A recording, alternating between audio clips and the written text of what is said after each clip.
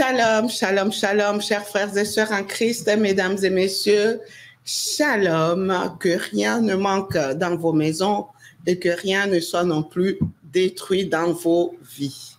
Bienvenue dans votre émission Étoile brillante qui vous est présentée par votre humble servante Priscilla Kibisoa. Nous rendons vraiment grâce à Dieu pour cette opportunité qui nous donne de nous retrouver encore autour de notre merveilleuse émission.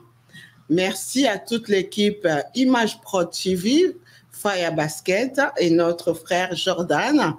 Merci à toute l'équipe pour cette technicité qui nous permet d'atteindre les nations avec ces belles images. Vraiment, merci à vous aussi qui êtes connectés. Merci pour votre fidélité et la confiance que vous renouvelez à notre chaîne PKTV Étoile brillante. Je rappelle que cette émission est en direct sur nos différentes plateformes, à savoir Image Pro TV, PKTV Étoile brillante, T10 officiel, RTP Paris et j'en passe. Alors, si vous n'êtes pas encore abonné, n'hésitez pas à le faire. Surtout, n'oubliez pas de cliquer sur la cloche de notification afin de recevoir nos informations à un temps record. Voilà. Alors, nous restons joignables au 0033 605 70 09 03. Et si vous souhaitez réagir, envoyez vos questions. Il y a également le numéro qui s'affiche au bas de l'écran. Nous avons aussi l'adresse mail kibisoa@gmail.com. Voilà, que le Seigneur vous bénisse, que le Seigneur vous fasse énormément du bien. Alors, pour ce soir, nous sommes dans la joie. Nous sommes dans la joie, nous sommes heureux, nous avons le privilège de recevoir sur ce plateau une autre étoile qui nous vient de très loin, qui nous vient de la République démocratique du Congo, plus précisément de Lubumbashi. Jambo, bandugu bapenzi ya Lubumbashi, jambo, jambo, jambo zenu. Voilà, il s'agit du docteur Enoch Mukuru Marie. Voilà. Alors, bien aimé, ce soir, nous allons aborder une thématique très importante. Il va nous parler du prix d'une âme. Du prix d'une âme. Alors, avant que nous puissions entrer dans le vif du sujet, je vais lui laisser la parole. Il va nous conduire dans la prière pour que nous puissions vous présenter une très, très belle émission. Shalom, homme de Dieu. Shalom, maman Priscilla. Merci d'être là. À nous de vous remercier. En dépit de vos nombreuses occupations, vous êtes là, vous êtes disponible pour édifier le peuple de Dieu. Gloire au Seigneur. Alors, voulez-vous nous conduire dans la prière, s'il vous plaît? Pas de problème, nous allons prier. Abba Père, au nom de Jésus-Christ, nous voulons te recommander cette émission et te prions de prendre la coordination de tout ce qui va se passer. Très cher Saint-Esprit, nous te prions d'élargir l'audience de cette émission de sorte que des vies soient impactées par ta parole, impactées par tout ce qui sera dit sur ce plateau. C'est là, au nom de Jésus, notre Seigneur et Sauveur, celui qui est, qui était, qui vient. Nous prions avec action de grâce et disons Amen. Amen, amen, amen, amen. Gloire à Dieu, gloire à Dieu. Alors, bien-aimés, nous allons être bilingues. L'homme de Dieu, il s'exprime dans plusieurs langues.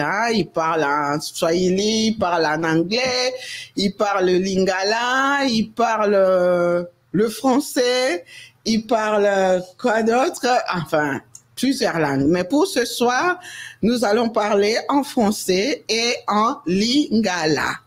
Voilà. Et peut-être, pourquoi pas en Swahili aussi, pour nos bien-aimés qui sont à Lubumbashi, qui sont à l'est du Congo, Djambozenu. Voilà. Alors, nous allons entrer dans notre vif du sujet.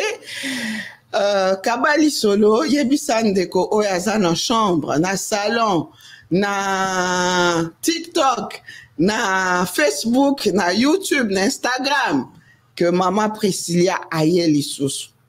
Émission Étoile brillante et bandi Kabali solo. Banda pe ko partager, ko liker, voilà. Alors, qui est Monsieur Enoch Moukoumari? Merci. Voilà. Alors, Enoch Moukoumari. Alors, permettez-moi de lire pour éviter que je puisse oublier un élément particulier. Alors, le docteur Enoch Moukoumari, il est marié. Marié à Madame Nyota Clarisse Chikwege, que nous saluons. Merci. Shalom. Maman. Alors, Monsieur Enoch Moukoumari, il est pasteur de l'Église Christ Puissance des Nations. Pasteur, plus précisément à l'extension Source du Salut. Tout à fait. Il est également responsable de 4 paroisses, à savoir à Kinshasa, à Lubumbashi, à Likasi et à Kolwezi. Il est théologien de formation, licencié en théologie dans Star University des États-Unis. Il est spécialiste et diplômé en leadership managérial. Light of the World Academy, Cape Town, South Africa. Waouh! On parle anglais. Voilà, il est diplômé en leadership chrétien dans Urbana University, États-Unis. Il est également coordonnateur des Fire Fogos Ministry du Grand Katanga. Il est vice-président de la plateforme ECPD Équilibre au Katanga. Il est enseignant des écoles bibliques. Il est également conférencier. Il est auteur de plusieurs ouvrages, à savoir La délivrance du précieux. La dévalorisation du précieux. Ah, la dévalorisation du précieux. Ah, je suis très bien. La dévalorisation du précieux, à l'école de la maturité spirituelle, abat la rébellion, cette affaire te concerne. Il s'agit de quelle affaire? Le prix d'une âme. C'est la thématique de ce soir. Le prix d'une âme. Voilà, en gros et en large, qui est Monsieur Enoch Moukoumari. Alors, par rapport à cette présentation des dieux, vous avez envie de rajouter quelque chose? J'ai oublié quelque chose? Merci pour la parole. Je pense que la présentation est presque effective. Elle est presque complète si nous restons dans le contexte de l'émission. Mais sinon, nous avons d'autres casquettes professionnels. Par exemple, nous sommes experts en minerai 3T. C'est les circuits dans lesquels nous évoluons. C'est peut-être la petite chose à ajouter, mais sinon, la présentation est énorme pour notre petite personne. D'accord. OK, il est expert en minerai. Voilà, si vous connaissez les marchés, n'hésitez pas à faire appel au docteur Enoch Moukoumari. Merci. Voilà, alors Madame Nyota, Nyota ça veut dire une étoile. Oui. Voilà, donc je suis convaincue qu'après cette émission, nous allons encore briller davantage parce que Étoile brillante nous fait briller. Voilà, nous sommes appelés à impacter, à influencer les nations. Voilà, alors homme de Dieu, on peut savoir quel est l'objet de votre visite ici en Europe? Déjà, comment allez-vous? Ah, nous allons très bien. Nous sommes très honorés de l'invitation. Encore une fois, merci pour cela. Nous sommes en Europe, nous voulons profiter un peu des vacances, mon épouse et moi, mais aussi il faut savoir que un missionnaire ne connaît point des vacances, parce qu'en réalité, il n'existe pas de récréation spirituelle. Même Dieu, il s'est reposé après avoir achevé, après avoir tout créé, tel que Paul l'a dit. Donc, nous profitons également de faire la mission. Et déjà, ce que nous faisons ce soir, c'est une partie de la mission, car plusieurs nous suivent. Tout à fait. Et nous prions le Seigneur à les brancher dans cette émission et surtout à les toucher, les impacter positivement. Amen. Ok, merci beaucoup, homme de Dieu. Alors, je vais laisser la parole à l'homme de Dieu. Il va faire son exposé par rapport à cette thématique, le prix d'une âme. Et je reviendrai pour les questions. Et si vous avez d'autres questions, n'hésitez pas à me le faire savoir pour que nous puissions lui poser toutes les questions possibles pour l'édification du peuple de Dieu. Alors, homme de Dieu, oui, le prix d'une âme, qu'est-ce que vous avez envie de dire au peuple de Dieu aujourd'hui? C'est quoi une âme? Quelle est l'importance d'évangéliser? Enfin, voilà, je vous laisse le soin de nous expliquer toutes ces merveilleuses choses. À vous la parole, homme de Dieu. Merci beaucoup. Merci pour ces privilèges. Vous savez que l'homme est un être tripartite, c'est-à-dire il est constitué de 3 parties. L'homme est un esprit qui a une âme et qui habite dans un corps. Et s'il faudrait parler du péché et même du salut, ces 2 choses se passent au niveau de l'âme, parce qu'il est écrit l'âme qui pêche et celle qui mourra. Et le Seigneur est venu aussi, il est venu, je voulais dire, pour nous procurer les saluts de l'âme. Et vous savez, lorsque le but n'est pas défini, l'abus est inévitable. C'est ce qui me permet à définir, d'abord à expliquer les objectifs de ce sujet.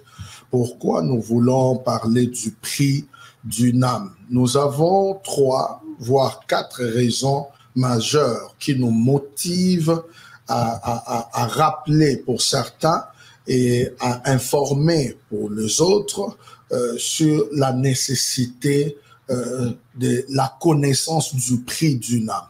En fait, nous voulons ici, premièrement, montrer ce que vaut une âme, la valeur de l'âme aux yeux de son créateur.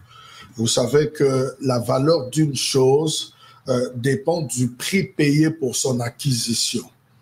Vous ne gérerez pas de la même manière les choses que vous avez achetées au moindre prix et au prix élevé. Et nous voulons aussi, en deuxième lieu, montrer les prix qui a été payé pour les rachats d'une âme. Il y a une vérité fondamentale à savoir en parlant du rachat, c'est que nous ne sommes même pas le fruit d'un achat, mais nous sommes le fruit du rachat. Et qui dit rachat, nous voyons ici quelque chose qui a été vendu autrefois, mais qui doit être racheté, qui doit être libéré de la servitude. Je vais y revenir. Et en troisième lieu, par cette notion du prix de l'âme, nous voulons faire connaître aux croyants ce qu'ils valent devant le Seigneur et combien il a du prix aux yeux de Dieu. Par cet enseignement, par cette notion, nous pourrons également connaître la vraie version de ce que nous sommes, la vraie version de ce que est un enfant de Dieu, un croyant. Parce que vous savez, maman Priscille, la servante du Seigneur, vous savez qu'aujourd'hui, il y a un sérieux problème dans les milieux de croyants, parce que nous vivons dans un siècle où tout se mesure par les matériels, c'est-à-dire l'on se considère en fonction de ce que l'on possède. Mais Vraiment. en Christ, cela ne se définit pas de la sorte. Nous ne nous définissons pas en vertu de ce que nous possédons, mais nous définissons en vertu de ce que nous sommes. Alléluia. Parce que si tu connais ce que tu es, tu sauras ce que tu as. Amen. Et lorsque tu découvres ce que tu as, tu sauras ce que tu dois. Parce que, en fait, je dis souvent aux croyants et aux frères, je dis, vous ne serez ce que vous devez être le jour où vous cesserez d'être ce que vous n'êtes pas. Vous savez, très souvent, nous nous définissons en vertu de ce que nous manquons. Pour Vraiment. plusieurs, lorsqu'ils regardent les réalités qu'ils traversent, les situations qu'ils traversent, quand vous observez les terrains, vous aurez l'impression que beaucoup d'entre nous ne se connaissent pas. Nous ne nous définissons pas en vertu de ce que nous manquons.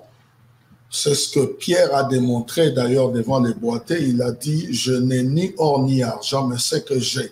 Donc, l'on peut posséder ce qui est plus important que l'argent et l'or. Donc, ça nous amène aussi à connaître la vraie version de ce que nous sommes. Alléluia. Et en troisième lieu, je ne sais pas, troisième ou quatrième, cet enseignement, cette notion a pour but de remotiver l'Église, les pasteurs et l'ensemble des rachetés, des croyants, les âmes en fait qui ont été rachetées, les âmes pour lesquelles les seigneurs, un maître a payé les prix. Et vous savez, ça a pour but de créer en nous une sorte de réveil, les réveils spirituels, de comprendre que si nous sommes sauvés, c'est parce qu'il y avait un prix qui a été payé. Et le prix qui a été payé ne doit pas produire en nous une sorte de congélation spirituelle. Parce qu'aujourd'hui, je ne sais pas si vous le savez, il y a une sorte d'obésité spirituelle qui empêche aux croyants de s'élever et d'aller dehors, en dehors des quatre murs pour aller aussi évangéliser et gagner les âmes. En fait, ce sont là les quatre buts, les quatre objectifs majeurs qui nous a permis de traiter ce sujet. Amen. C'est un peu ça. Et vous savez, je disais, nous ne sommes pas le fruit d'un achat, mais nous sommes le fruit du rachat. Quand nous parlons du rachat, c'est-à-dire il y a quelque chose qui a été vendu. Lorsque vous lisez Romains chapitre 7, verset 14, l'apôtre Paul dit la loi est spirituelle, mais moi, je suis charnel et vendu au péché. L'âme de l'homme a été vendue au péché. Et nous voyons les contextes, cela s'est passé en Éden. Ève a été séduite et aussi par la suite Adam, les deux ont connu la déchéance. Cette déchéance a fait que l'âme de l'homme a été vendue au péché et emprisonnée. Et il y a une vérité fondamentale, parce que je veux venir plus tard après, que le prix qui a été payé n'a pas été payé au diable. C'est le prix qui a été payé à la sainteté de Dieu, parce que c'est la sainteté de Dieu qui a été violée. Le diable est aussi en fait, il est le président des prisonniers. Oui, il est le président des prisonniers. Toute la souffrance que connaisse l'humanité, c'est la souffrance liée au fait qu'il y a un autre prisonnier, un perdant qui assujetti, qui veut les dompter et les faire souffrir. En fait, c'est le système d'ailleurs de plusieurs prisons. J'ai déjà visité des prisons avec nos quelques services d'évangélisation. Vous trouverez, il y a d'autres prisonniers qui se plaignent de certains chefs qui sont aussi prisonniers et qui les font souffrir. Donc, l'âme a été vendue. C'est là, en fait, la base de notre message. Et vous savez, Adam, lorsqu'il a connu la déchéance, permettez-moi de rentrer un peu dans les temps originels pour bien faire mon exposé, la source de tout. Lorsque l'homme a péché, l'homme a perdu trois choses majeures. Trois choses majeures. C'est ce que l'humanité a perdu par la déchéance d'Adam. La première des choses qu'il a perdu, c'était l'image de Dieu qui lui a été imprimée. l'image de Dieu qui était imprimée dans l'homme. Quand vous lisez Genèse chapitre 1er, verset 26 et même 27, Dieu dit, créons l'homme à notre image et à notre ressemblance. Et observez, maman Priscilla, les versets qui suivent, la phrase qui suit, il dit, et qu'il domine. En fait, la domination, c'est la conséquence de l'image spirituelle que vous avez. C'est ça les problèmes même avec la notion de combat spirituel aujourd'hui. Vous gagnez ou vous perdez des batailles spirituelles en rapport avec l'image spirituelle que vous portez. C'est ce qui est arrivé au fils d'Eskeva. Il voulait chasser les démons et vous connaissez la suite. Les démons se sont emparés d'eux, ils les ont déchirés, flagellés, frappés et tout ça. Parce qu'en eux, il n'y avait pas l'image de Jésus, tel qu'il le disait. Donc, l'homme a perdu premièrement l'image de Dieu qui lui a été imprimée. Dans la suite, je vous prie de ne pas l'oublier. Rappelez-moi de vous démontrer combien nous sommes heureux aujourd'hui après les rachats de retrouver l'image qui nous a été. Les textes bibliques nous le démontrent combien après les rachats, l'homme a la capacité, la possibilité de retrouver cette image. La deuxième des choses que l'homme a perdu, maman, c'était sa propriété. Sa propriété, parce que Dieu l'a établi comme gestionnaire de l'Éden, avec tout ce qu'il y avait. Et la troisième des choses qu'il a perdu, c'était la présence de Dieu. La présence de Dieu. Puisque l'âme a été infectée par les péchés, cette âme ne pouvait plus supporter la demeure sainte du Dieu créateur. Voilà pourquoi l'homme a été écarté. Vous savez que même aujourd'hui, il y a un texte biblique qui est très mal compris. C'est le verset qui dit, c'est dans Josué chapitre 1, verset 3, qui dit tout lieu que foulera la plante de ton pied, je te le donne en possession. Ce texte est très mal compris. Très mal compris parce que Dieu ne s'arrête pas là-bas. Le verset qui suit, il dit, vous aurez pour territoire depuis l'Euphrate jusqu'au fleuve. Je veux dire quoi par là? Dieu est partout, mais sa face est là où il vous voit. Dieu est partout, mais sa face est là où il vous voit. Pour preuve, vous avez vu lorsqu'Adam a péché, je disais qu'il a perdu la présence de Dieu, n'est-ce pas? Dieu les cherchait. Mais il était encore en Éden. La Bible dit qu'il s'est caché au milieu des arbres du jardin. Mais la voix de Dieu parcourait les jardins en train de le chercher. Adam, où es-tu? Où es-tu? Mais Dieu qui est omniprésent, ne savait-il pas les lieux, ne connaissait-il pas les lieux où Adam s'est caché? Donc, il y avait un lieu de rencontre. C'est ce que je dis. Par son péché, Adam a perdu la présence de Dieu. Dieu est partout, mais sa face est là où il te voit. Vous voyez? Et vous savez, la force de l'accusateur, c'est l'absence de l'accusé.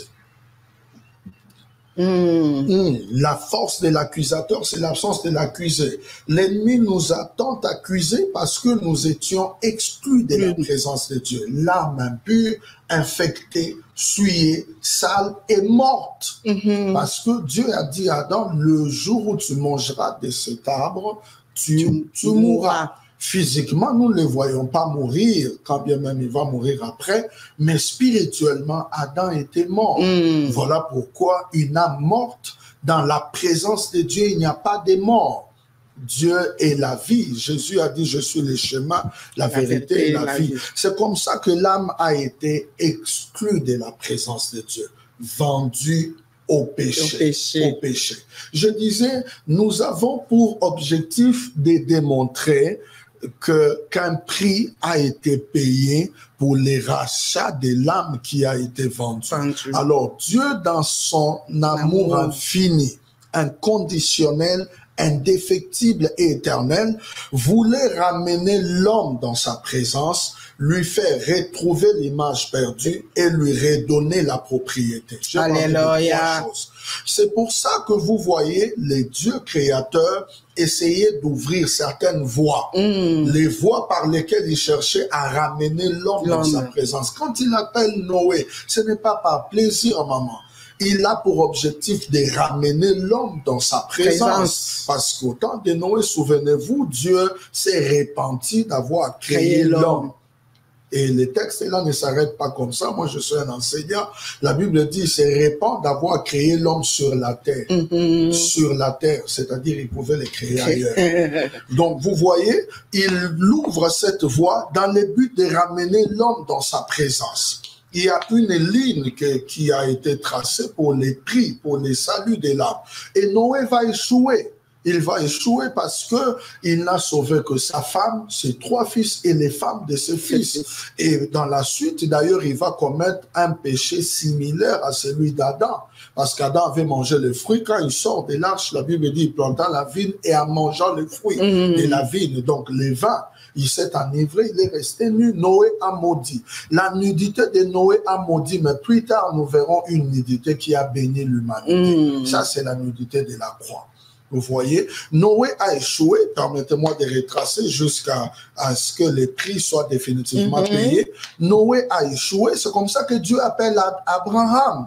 Il appelle Abraham dans le but de sauver, en fait, de ramener l'homme dans sa présence. Mais il y a un sérieux problème, maman.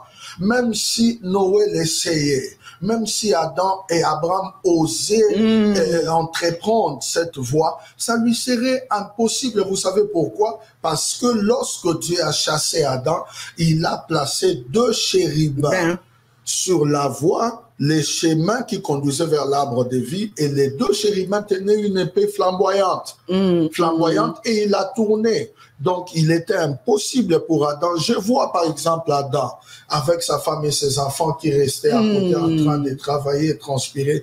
Il disait à ses enfants, vous voyez de l'autre côté, nous étions à l'intérieur. Mais les enfants pouvaient dire, papa, alors allons-y rentrer. Ils pouvaient sûrement leur dire, c'est impossible. Vous voyez l'épée là flamboyante, la route est barrée et nous ne pouvons pas y retourner. C'est comme ça qu'Abraham va échouer. Et vous savez, il y a un texte de la Bible qui me choque. C'est un texte qui m'amène à réfléchir sur les prix qui a été payé. Ésaïe chapitre 63. J'ai la Bible ici. Vous voyez ce qui est écrit quand vous lisez Ésaïe chapitre 63. On parle d'Abraham, mais c'est un texte qui me rend un peu triste. Verset 16e, il est dit, car tu es cependant notre Père, car Abraham ne nous connaît pas. C'est choquant, n'est-ce pas? Quand nous prions, nous disons Dieu d'Abraham. On dit Abraham ne nous connaît pas et Israël ignore qui nous sommes. On parle de Jacob.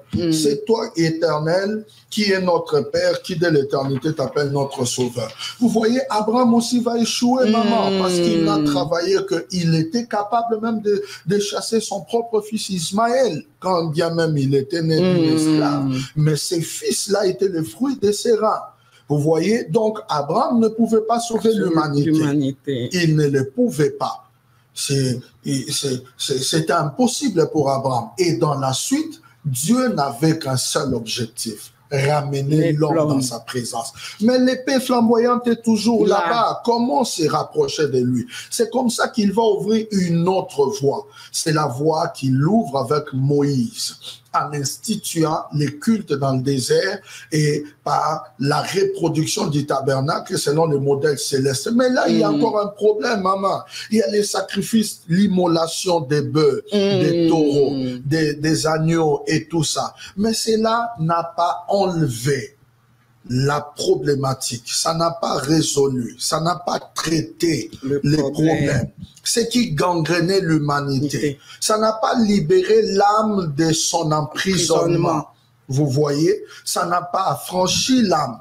Et surtout, ce qui est encore très dérangeant, vous allez vous rappeler que les conditions pour offrir un culte à Dieu était tribal, parce qu'il fallait que l'on soit de la tribu de Lévi, et même de Lévi, être sélectionné encore comme sacrificateur, et ceux de la tribu de Juda. Je peux par exemple vous choquer, ceux qui nous suivent, certains seront étonnés. Vous savez que de tous les temps que le Christ a fait sur la terre dans les 33 ans que Jésus a passé, il n'a jamais accédé les lieux saints. Ni les lieux très saints. Le tabernacle avait 3 parties, non? Les parvis, les lieux saints et les lieux très saints. Et vous savez que le Christ ne pouvait pas accéder les lieux saints ni les lieux très saints. Premièrement, parce qu'il n'est pas de la tribu de Lévi, il est de la tribu de Juda, c'est un fils de David. Vous voyez, et ce membre de la tribu de Juda ne peut pas accéder là-bas. David avait fait l'exception en son temps. Donc, c'est pas pour rien qu'il va même déchirer les voiles là, parce qu'il s'est dit, avant vous voyez un peu. Donc, même Moïse, ça n'a pas marché. Mais les problèmes majeurs, c'était qui pouvait passer à travers cette épée. C'était ça le problème. Au milieu des chérubins, qui devait supporter. C'est comme ça que Zacharie, le prophète, Zacharie chapitre 13, verset 7. Zacharie chapitre 13, verset 7e, Zacharie dit, va révéler, ça c'est l'un des mystères glorieux de la Bible. Il prophétise en disant, épée, ça c'est Dieu qui parle, épée, lève-toi sur mon berger et sur l'homme qui est mon compagnon. Dit l'Éternel des armées, frappe les bergers et que les brebis se dispersent. Ça c'est arrivé en l'an 70, quand le Christ est mort en l'an 33, en l'an 70, Israël s'est dispersé. Frappe les brebis qui se dispersent et je tournerai ma main vers les faibles. C'est ça pour moi la définition de la grâce. La grâce, c'est la main de Dieu tournée vers les faibles. Maintenant, il dit, épée, lève-toi. Et dans la suite, on dit, dit l'Éternel, lève-toi sur les bergers, sur les pasteurs. Ces pasteurs-là, ce n'est pas moi, maman, qui devait subir l'épée. Ces pasteurs-là, ce n'est pas tel, ce n'est pas tel. Mais ces pasteurs-là, ils parlaient du bon berger. Voilà pourquoi, quand le Christ est venu, nous le voyons à la croix. Payer le prix. Il était là aussi comme Noé, déshabillé, sauf que lui n'a pas maudit. Vous voyez, il n'a pas maudit. D'ailleurs, pour l'ennemi, c'était comme un dernier numéro. Il se disait, enfin, je peux maudire l'humanité en dénudant leur père.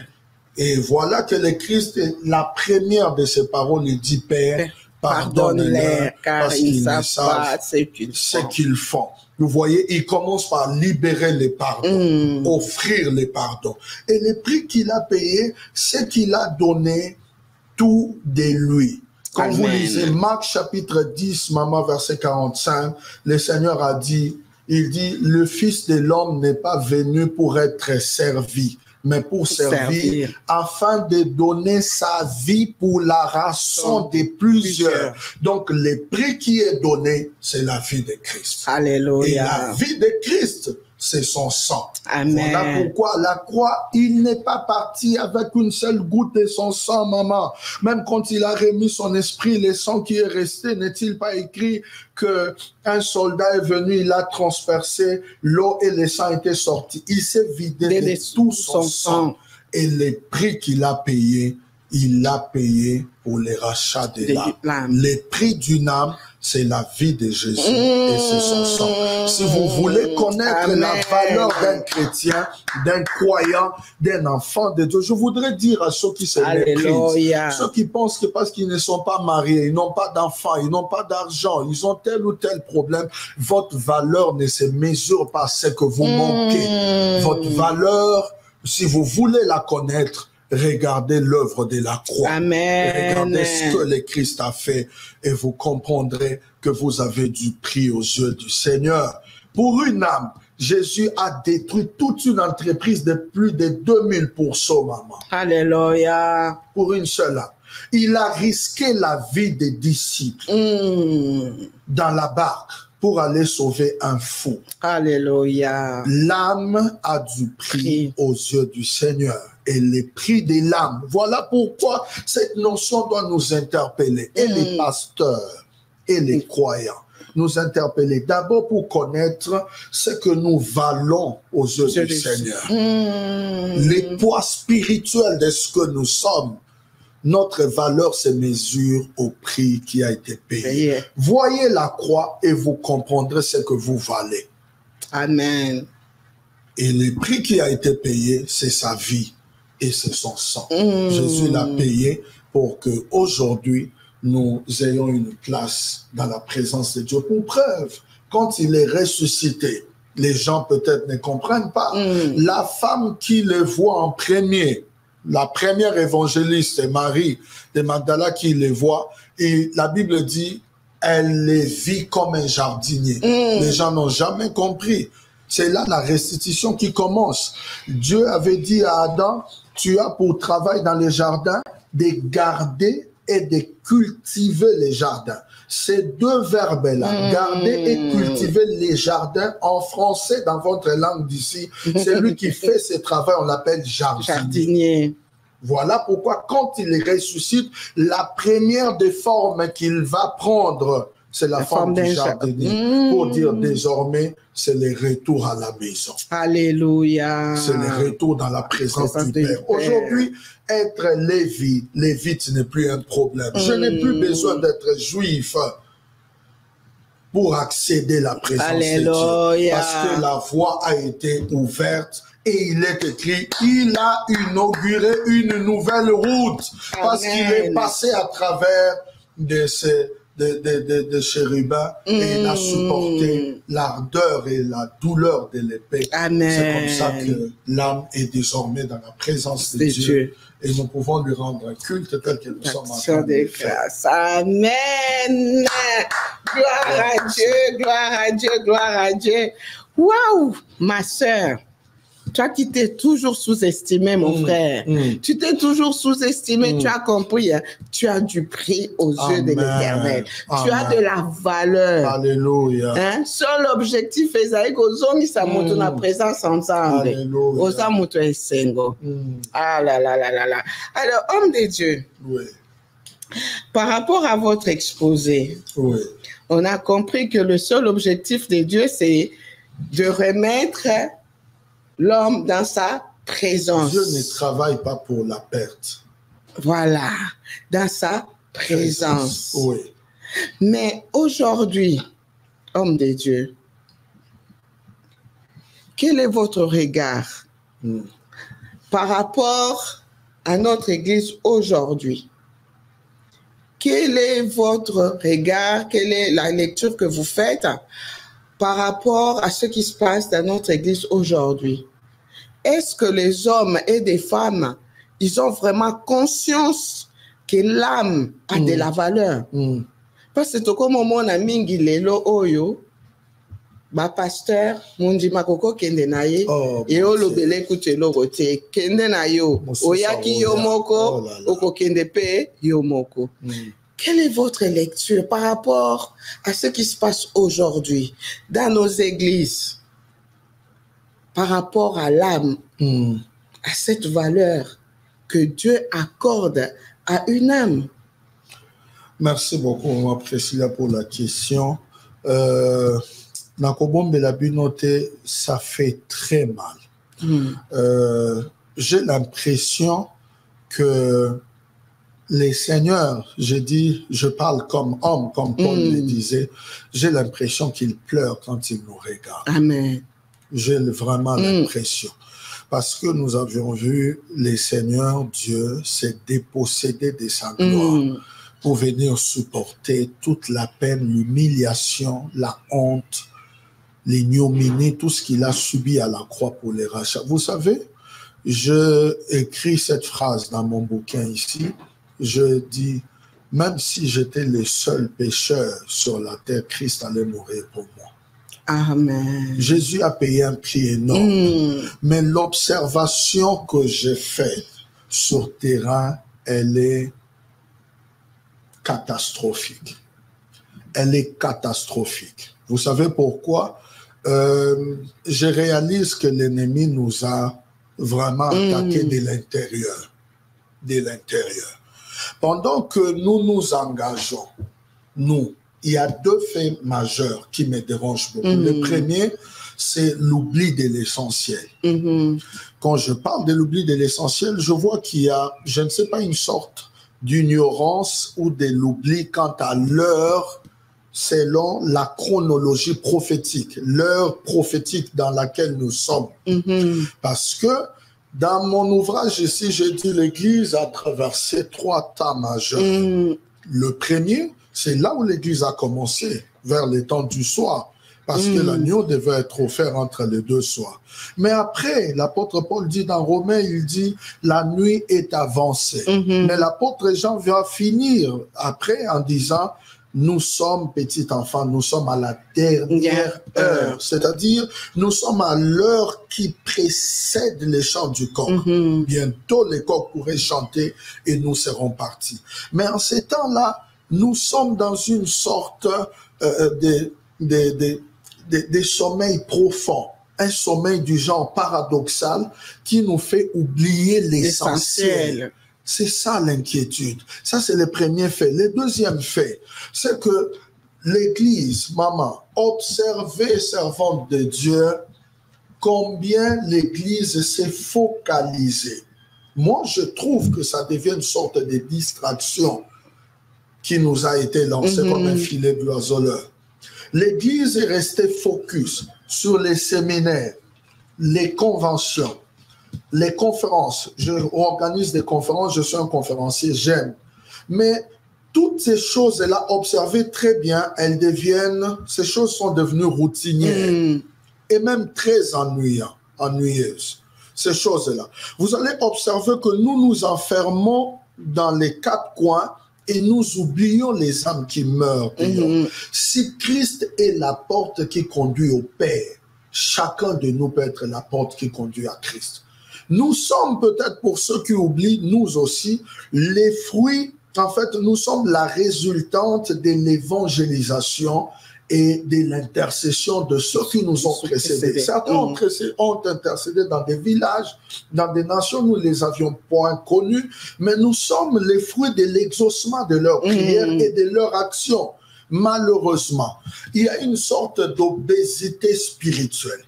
Ça, c'est le mot qui convient. Vous savez, plus quelqu'un mange, comment pouvez-vous expliquer que vous mangez pendant une année sans vous lever? Vraiment. Qu'est-ce qui va se passer? Mais dans l'Église, nous sommes nourris, nous nous nourrissons de la parole de Dieu régulièrement. Régulièrement. Mais nous ne nous levons pas. Nous ne nous levons pas, on ne bouge pas, on mange. Il y a une sorte de congélation spirituelle qui empêche aux gens de se lever. C'est cette sorte de refroidissement exagéré alors que l'évangélisation nécessite le feu. Amen. Nécessite le feu. Et voilà pourquoi nous pouvons, que Dieu vous bénisse abondamment, à traiter du sujet qui cadre aussi avec ce qui est prioritaire.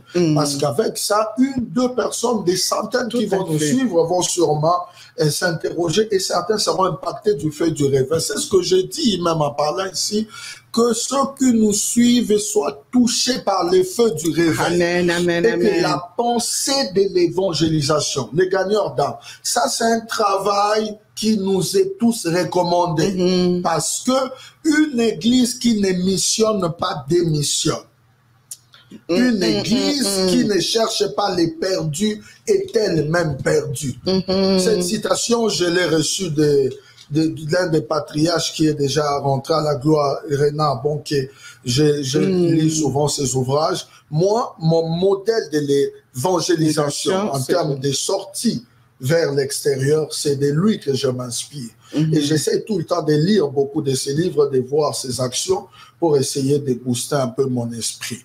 Et vous voyez, c'est un travail qui nous revient tous, c'est notre devoir, pasteur, fidèles, membres, responsables des entités, des départements, commissions de l'Église. La grande commission est notre affaire à tous. Cette affaire nous concerne tous. Elle vous concerne, elle me concerne, elle concerne tous les croyants. Nous devons sortir. Aujourd'hui, il y a les réseaux sociaux dans nos différentes plateformes. Si nous les utilisions mieux, maman, nous gagnerons plusieurs. Les catastrophes, les statistiques sont catastrophiques. Si je vous démontre les statistiques qu'il y a ici, c'est catastrophique aujourd'hui. Catastrophique. Catastrophique. Vous savez qu'il y a plus d'un siècle, dans l'espace d'un siècle, le christianisme avait 34,5% des chrétiens parmi la population mondiale.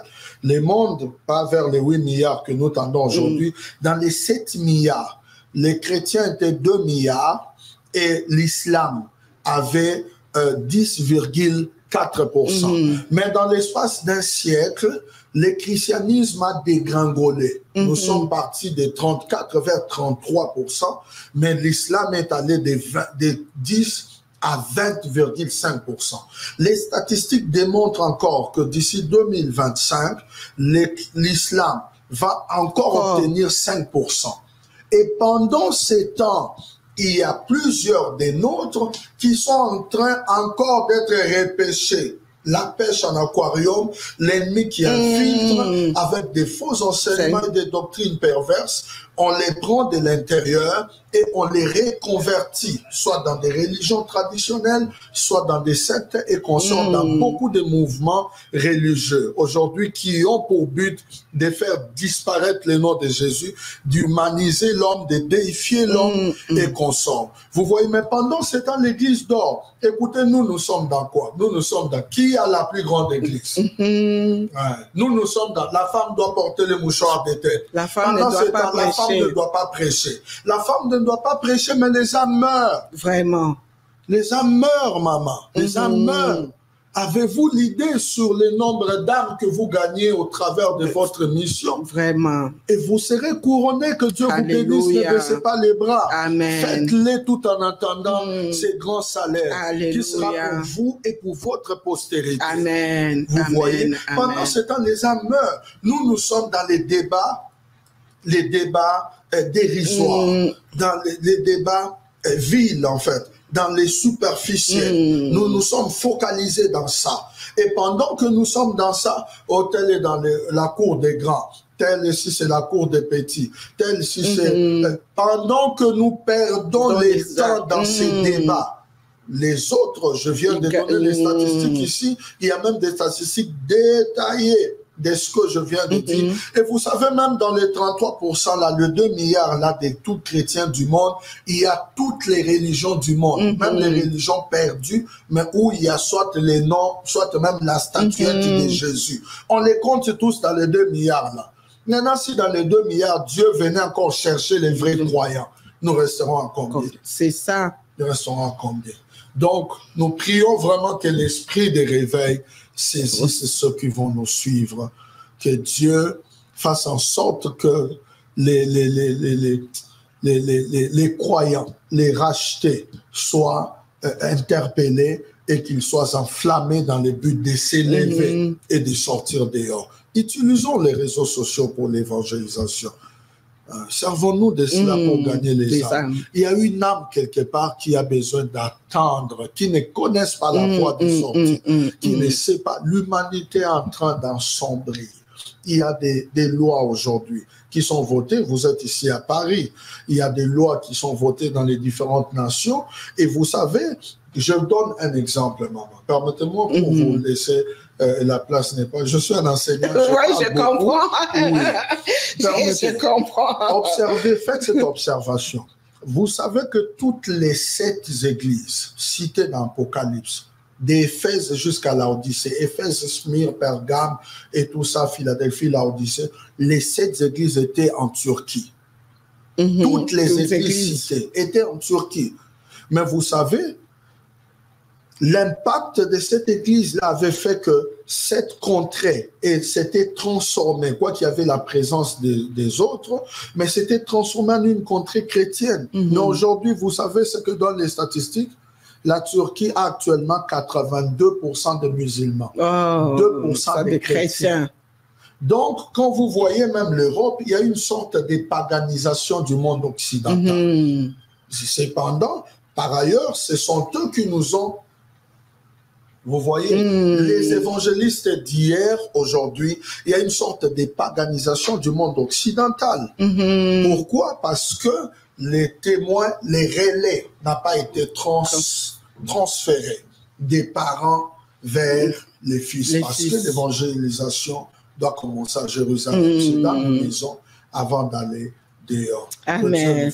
Grâce. Amen. Effectivement, ici en France, à Paris plus précisément, on remarque que même beaucoup de jeunes s'y convertissent à l'islam. Oui. Ça prouve vraiment qu'il n'y a pas suffisamment d'évangélisation sur les terrains. Donc, selon vous, qu'est-ce qui est vraiment prioritaire? Selon vous, ce qui est prioritaire et urgent dans nos églises, c'est l'évangélisation. C'est l'évangélisation. Je l'ai dit à l'église. Des fois, je suis choqué de voir certains se cafouiller dans les églises lâchées pour prêcher. Je suis choqué, sidéré. Le terrain dehors est vaste. Tout à fait. Très vaste. Très vaste. Je pense que l'Église doit se focaliser sur les âmes qui sont dehors. Mais ça choque encore. Je suis estomaqué, maman, de voir que aujourd'hui, les gens se battent pour le micro. Dans la lutte que nous avons aujourd'hui, je suis choqué de voir qu'un pasteur peut, par exemple, s'élever et chasser un membre de l'Église définitivement. Tout à fait. Avec l'expression courante où on dit non.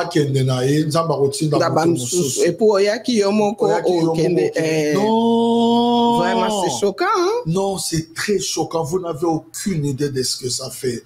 Je suis d'accord avec tous les règles, les règlements d'ordre intérieur des églises, mais les âmes, je peux vous dire une vérité. Le jour où les pasteurs oublient qu'il est aussi une brebis du Seigneur, c'est le premier jour de sa perdition. Les premiers jours de la perdition d'un pasteur, les premiers pas qu'il fait vers la chute, c'est le jour où il oublie qu'il est aussi une brebis du Seigneur. Une brebis. Et puis, il y a beaucoup d'âmes aujourd'hui qui souffrent dans nos églises. Pourquoi? Parce que il y a un traitement inégal. Donc, les âmes ne sont pas traitées de la même façon dans l'église, dans les églises. D'une manière générale, il y a ceux qui sont traités avec respect et considération sont celles qui peut-être donnent de l'argent, qui contribuent financièrement dans le fonctionnement de l'Église, et celles qui ne donnent pas suffisamment d'argent, elles sont les moins considérées, respectées, traitées. Qu'est-ce que vous avez envie de dire par rapport à ça? Parce que c'est vraiment une réalité que nous rencontrons dans nos églises. Qu'est-ce que vous avez envie de dire aux hommes de Dieu et aux âmes qui souffrent parce qu'ils n'ont pas d'argent? Aux âmes qui souffrent, je voudrais leur rappeler de ce que je viens de dire ici, qu'ils ont du prix aux yeux du Seigneur. Ils ont du prix aux yeux du Seigneur. Quelquefois, les traitements, passez-moi les termes, c'est un peu fort, ou soit je ne veux pas les sortir. Quelquefois, les traitements des pasteurs, j'allais ajouter un terme, mais je m'exclus de cela, je m'en épargne. Les traitements des pasteurs deviennent en fait un élément de perdition pour les âmes qui ont été gagnées. Vous savez que même quand nous faisons l'évangélisation, aucune âme ne peut s'approcher d'une église si Dieu ne lui envoie. Aucune âme. Si une âme s'approche d'une église, c'est qu'il y a un Dieu au ciel qui s'est décidé de l'envoyer dans cette église pour son encadrement et pour l'aider à se perfectionner, atteindre la perfection. Mais lorsqu'on s'érige d'un chef coutumier, ça c'est un sérieux problème. Nous le traitons dans beaucoup de nos conférences et nous le disons aux pasteurs. Moi j'ai quand même une ligue des pasteurs et tout ça, et des prophètes et tout que j'encadre. Nous leur disons, faites attention.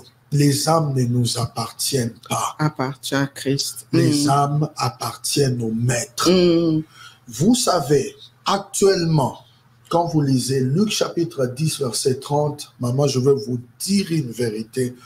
J'ai l'impression que nous nous ressemblons aux sacrificateurs et aux lévites qui passèrent à côté de l'homme qui a été frappé. Vous savez que Jésus donne une parabole. Il dit un homme qui descendait de Jérusalem à Jéricho.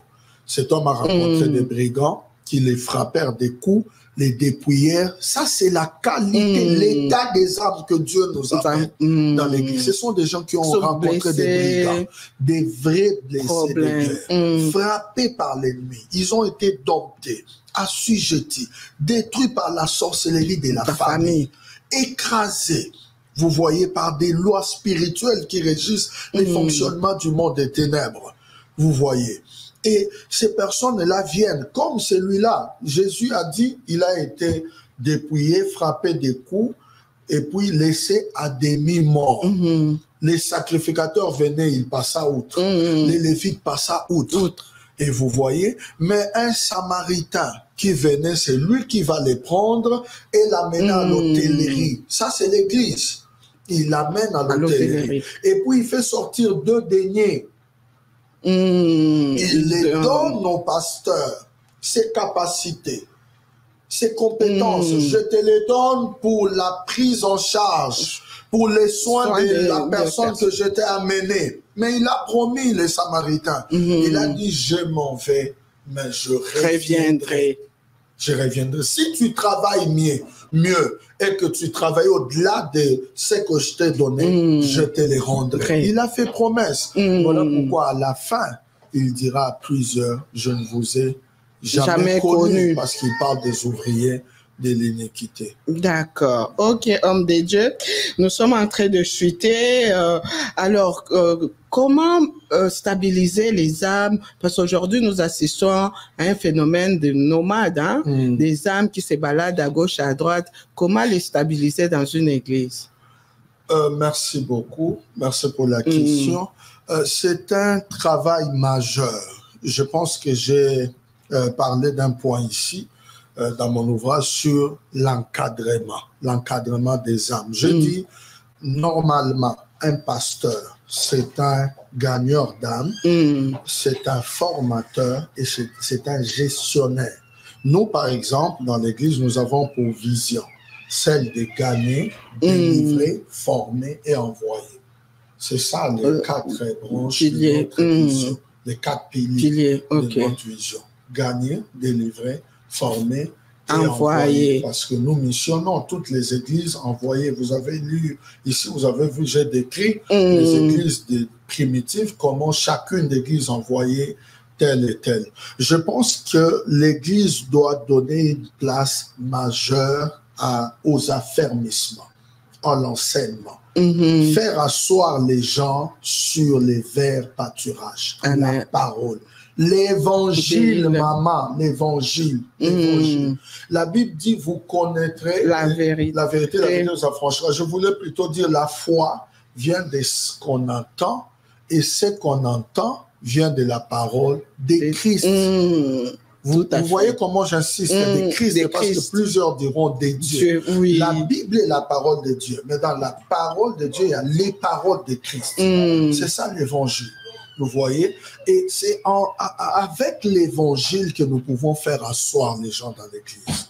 Malheureusement, nous traversons un siècle de vitesse où l'on penserait que les âmes pourraient s'asseoir par les dons. C'est ça. Les dons, la manifestation, tout ça, la prophétie. Les dons sont utiles dans l'Église, mais aucun don ne peut faire asseoir une âme. Les âmes s'assoient par l'enseignement, la parole. L'enseignement, la saine doctrine. L'évangile éternel de Christ, c'est la seule chose qui peut faire asseoir les âmes.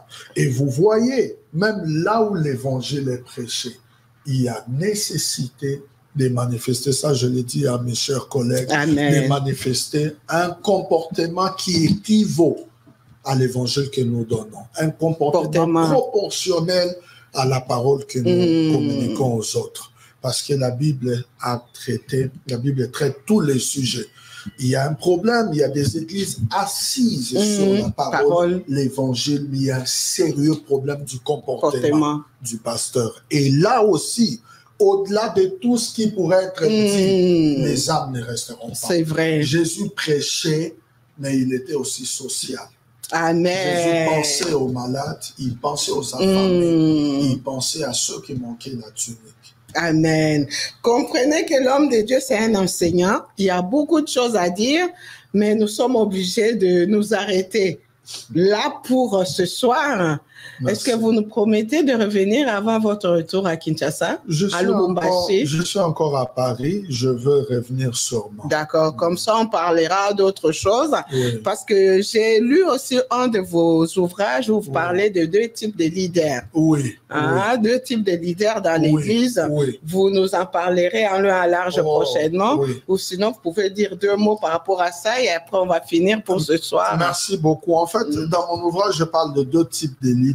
Je dis il y a des leaders suiveurs, des leaders qui produisent les suiveurs et des leaders qui ne travaillent pas dans la loi que nous appelons la loi des correspondances, c'est-à-dire les leaders qui sont des leaders transformationnels, qui produisent d'autres leaders. Les leaders qui produisent d'autres leaders. Jésus était parti, mais il a produit plusieurs Jésus. Les hommes selon sa ressemblance.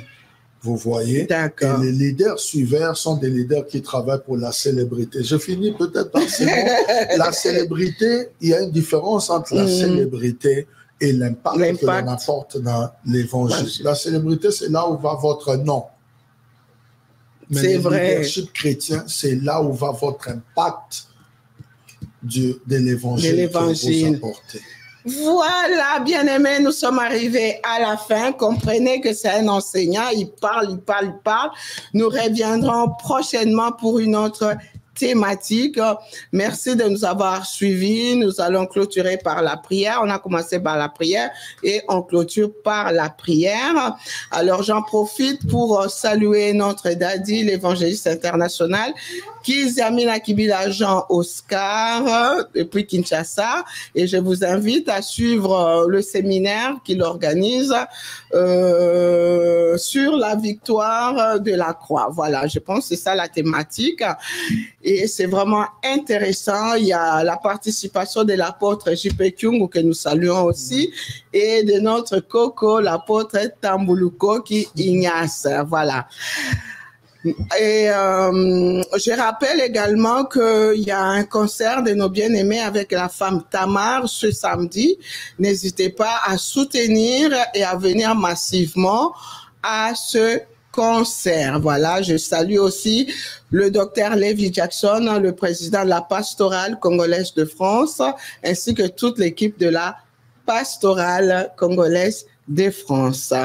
Voilà, je vais laisser la parole à l'homme de Dieu. Vous avez un message à faire passer, une salutation, et après nous allons clôturer par la prière. Merci. Je voudrais dire à quelqu'un qui va me suivre que le Christ a payé le prix pour les saluts de ton âme. Tu as du prix aux yeux du Seigneur et n'hésite pas à t'approcher de lui.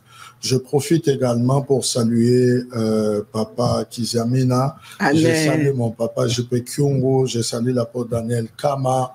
Je salue maman Isabelle Koupela, mon épouse également, et toute la famille de l'Église Christ Puissant des Nations, la source du salut. Merci beaucoup. Que Dieu vous bénisse abondamment. Amen. Voilà, une prière. Merci. Nous prions, Père, nous te rendons grâce pour cette émission. Merci d'avoir pris la coordination de tout ce qui vient de se passer. Nous te prions, Seigneur, au travers de cette émission, à toucher les cœurs. Nous te prions de toucher les cœurs.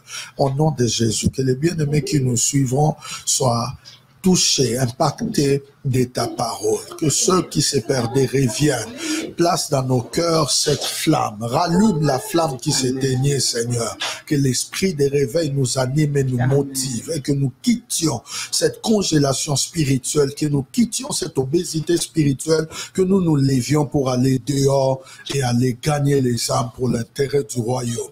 Au nom de Jésus, je prie pour quiconque me suivra qui est malade, qui reçoive la grâce et qui soit guéri. Au nom de Jésus-Christ. Amen. Amen. Amen. Merci beaucoup, homme de Dieu. Merci d'être là. Merci, c'est moi qui Et nos salutations à Maman Nyota, l'étoile. Voilà. Merci beaucoup. Merci beaucoup. Merci à Image Pro TV, à mon frère Jordan. Merci beaucoup. Et à la prochaine. Merci. Tchuss.